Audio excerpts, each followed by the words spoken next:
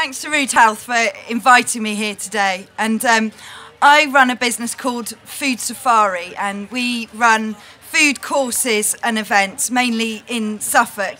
We're a bit like a cookery school, but we try and go a bit further than a traditional cookery school. So we do lots of wild food foraging and fishing and bread making. But one of the most popular things that we do is butchery workshops, and we run all sorts of butchery workshops. And when I started doing this, kind of caused a bit of a stir amongst all my friends who knew me, because I was vegetarian for about 25 years, and here I was running all these butchery workshops, and I kind of thought, what's going on here? And people would come on the courses and they'd be eating all the meat afterwards and say, why aren't you eating anything? And I didn't quite dare tell them that while I was organising these butchery workshops, I was a vegetarian. It all seemed a bit odd. And I realised after a bit, I kind of grappled with this thing, and I thought, this is a bit difficult, this is a bit embarrassing, what am I going to do about this? And then I realised that absolutely the reason that I was vegetarian in the first place was exactly the reason that I wanted to run butchery workshops, because I wanted people to understand more about the value of meat, and that I'd stopped eating meat because I was against factory farming and wanted higher animal welfare and a more sustainable farming system. And that was why I didn't want to eat mass-produced meat. My family is kind of full of contradictions. My two uncles, brothers, one of them is a Welsh hill farmer, farming lamb and beef. They were the first organic, certified organic farm in North Wales way back in the 70s. And the other brother is a kind of hippie, sandal-wearing, hardcore, lentil-eating vegetarian. And it was him and his wife who really influenced me to become vegetarian in the first place.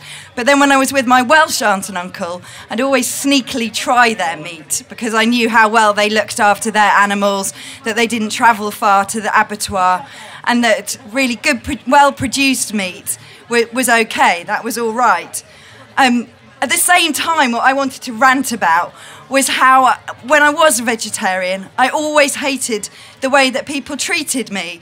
So friends would say, oh, I can't have you round for dinner because I don't cook vegetarian food. What shall I cook? I don't know what to make. Can you give me a recipe before you come?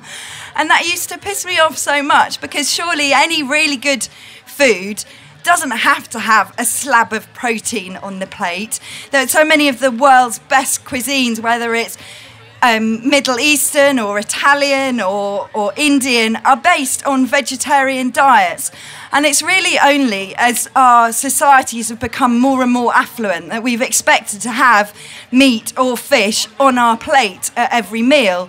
And there's something wrong with that, because the world cannot sustain that as the population grows, as this kind of threatened water shortages, as we're growing more and more. I think something like 30% of the world's arable crops are actually grown for animal feed, and that's kind of cutting the amount of food that we can eat ourselves, you know, vegetable-based food, which would be much more efficient at feeding the world's populations. So it's the sort of world's affluence that's caused this.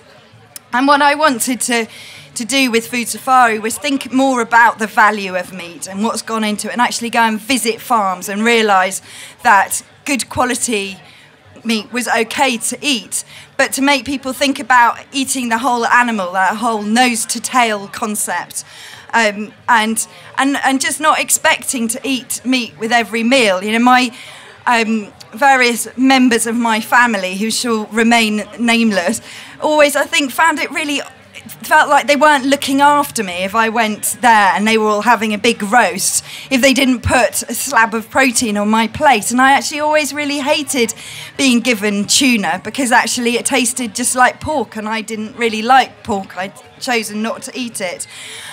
So I really wanted to challenge people to think about how you cook, to eat less meat. You know, when you do eat meat, savour it, use all of it, use the offal, use the more unusual cuts. And when people do butchery courses, they discover what there is to offer, and also that you can go in and talk to butchers and discover what's good today, and they'll give you recommendations and tips and tell you how to cook it.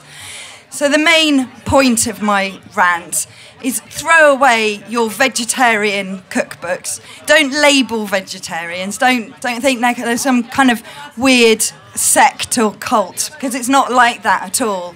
But at the same time, I'm not telling you that you all need to become vegetarian, because I do eat meat now a little bit when I know where it's come from and I know that it's high welfare.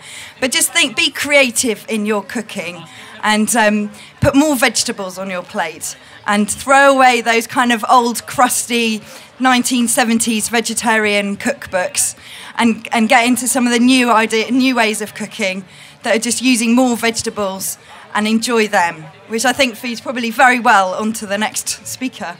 Okay, well done.